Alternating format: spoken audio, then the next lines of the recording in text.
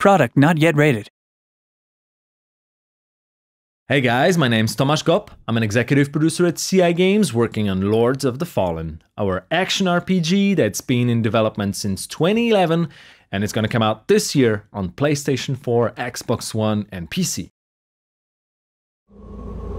Let's roam a little bit around Old Monastery, and in the meantime I'll tell you about some crucial ideas that drive the development of our game.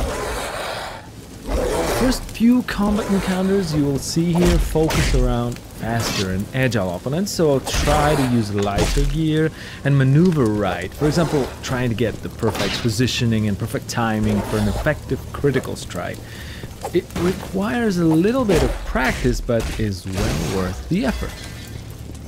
The world we set the game within is very old, and the legend has it that a couple thousand years ago, people have fought and successfully defeated their god together with his demonic army, and it's since then that they believe evil can be completely cast away from human nature. Each individual who commits a deadly sin is forever marked with a tattoo across the face, becoming an outcast for an entire lifetime.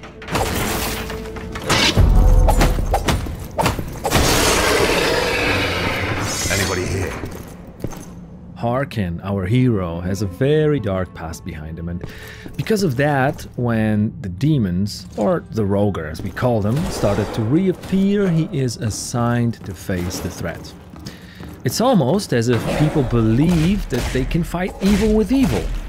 Oh, and by the way, it's worth mentioning that we really put a lot of work into highlighting the feeling of intense duel within each single one-on-one encounter that you will come across.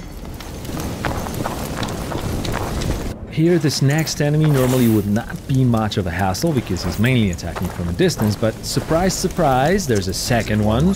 So we gotten ourselves into more or less a 1 versus 2 situation. If I want to be extra efficient in situations like this, I always try to pull off a special dual-wielding combo with the daggers. It requires the timing, but the DPS is definitely worth the try.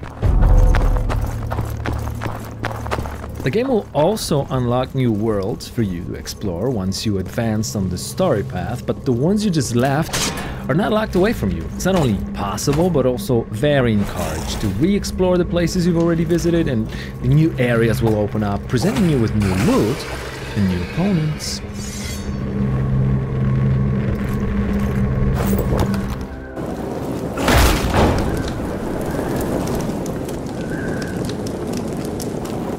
All quiet here too, old man. I'm not leaving without answers.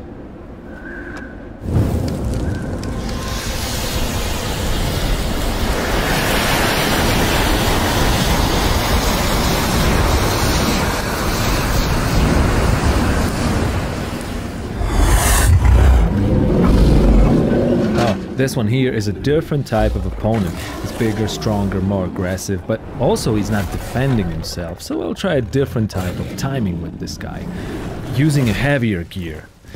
Since we're not a slasher, certain things will not work, like mashing the button, for example. Blocking, well, that probably won't get you far in the long run. So let's set the pace right here. I'll get in, wait for time to deal slower and stronger strike, then get out, rinse and repeat. It's quite useful with heavy weapons like this hammer, and you can even charge the attacks. Another one bites the dust.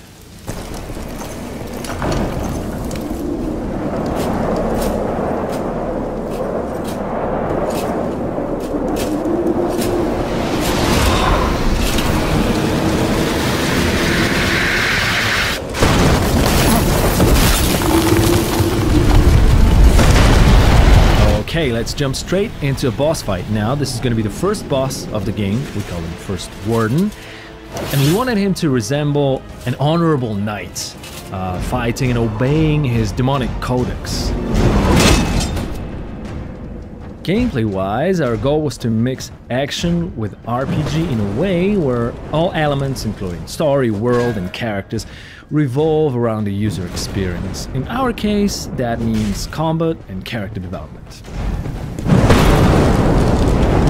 Basically, there are two main pillars of combat in Lords of the Fallen: melee fighting and magical, supernatural skills. The first one is fairly tactical and rewards players who like the feeling of learning and that special sense of becoming proficient at game mechanics. The magical side of Lord's combat, on the other hand, even though it's not covered in this video, is designed to feel very spectacular and powerful. But that is also not the only reward that comes with using it. Our goal was to give players the means to distribute the process of learning how to play the game along the time they choose. You'll always be able to use magic at times when the difficulty spikes, so it's up to you if you want to use advanced strats instead, especially if that might get you a better loot. There are 3 character classes that you can choose from at the start of the game: warrior, cleric and rogue, and they will determine the set of spells that manifest your playing style. Apart from that, the statistics of a character, the gear that you want to use, can be freely mixed regardless of its suggested class association. For example, if you're more into heavy weapons but still want to keep that light rogue armor, there's no reason not to try this combination out. Or defensive play with a shield or an offensive dual weapon approach, they both can be mastered and become lethal with enough skill and persistence.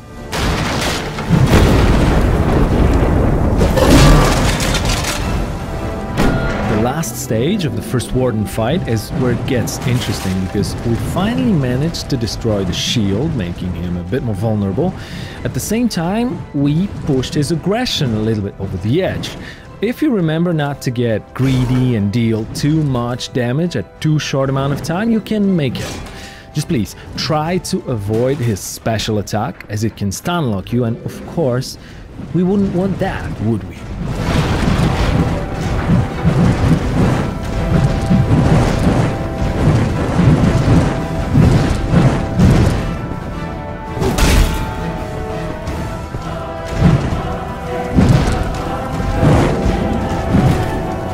Thanks a lot, guys. That's the first gameplay from Lords of the Fallen, and of course there's way more to come, so keep your eyes on our website and fun page. We want to make sure you know everything you wish about our game before it gets to your PlayStation 4, Xbox One and PC.